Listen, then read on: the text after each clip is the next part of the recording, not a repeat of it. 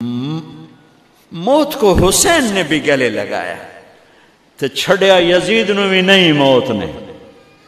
آج فیصلہ ہوگا وَامْتَازُوا الْيَوْمَ أَيُّهَا الْمُجْرِمُونَ. آج ایک پاسے ہو جاؤ. یہ دنیا تو لمبا نہیں ہے کہ نشے دے اڈے چلاؤ، چرس افیم ہیروین دے اڈے چلاؤ، بدکاری دے اڈے چلاؤ. آج ایدے آ جاؤ. ہاں میں یہ کہا کرتا ہوں، چھری چلی اسماعیل پر، اللہ نے نکال لیا. پھر 2000 سال کے بعد میرے نبی کے باپ کی باری لگ گئی. وہ لمبا قصہ ہے، ٹائم ختم ہے. چھری چلنے لگی میرے نبی کے والد عبداللہ پر، اللہ نے نکال لیا. 100 اونٹ ذبح کروائے اور ان کو نکال لیا. لیکن چھری نے چلنا ضرور تھا.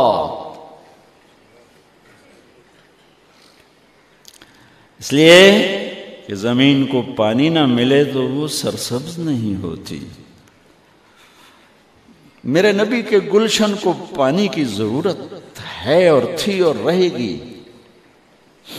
تو میرے نبی نے اپنی اولاد کا خون پیش کیا، اپنے صحابہ کا خون پیش کیا، اپنا خون پیش کیا. احد کی وادی میں آپ خون و خون ہو گئے، دان ٹوٹ گئے، چہرہ خون آلود ہو گیا. اسماعیل چھری کے نیچے سے نکال لیے گئے، حضرت عبداللہ چھری کے نیچے سے نکال لیے گئے. جب میرے نبی کے نواسے کی باری آئی تو چھری کو چلنے کا حکم. پھر حسین کی بھی کٹی اور عبداللہ کی بھی کٹی اور علی اکبر کی بھی کٹی اور قاسم کی بھی کٹی اور جعفر کی بھی کٹی، عون کی بھی کٹی، عبداللہ کی بھی کٹی. سارے آل رسول کے نام بتا رہا ہوں جو کربلا میں شہید ہوئے. 17 آل رسول میں سے شہید کیے گئے. باقی تو سارے غلام تھے. 17 میرے نبی کے گلشن کے پھول تھے. ہاں انہیں کھاد بننا تھا. میرا اللہ چاہتا تو ان واقعات کو روک سکتا تھا، لیکن اللہ اقبال کی قبر روشن کرے. اسلام زندہ ہوتا ہے ہر کربلا کے بعد. یہ میرے رب کی سنت. ہمارے لیے کربلا نہیں ہے.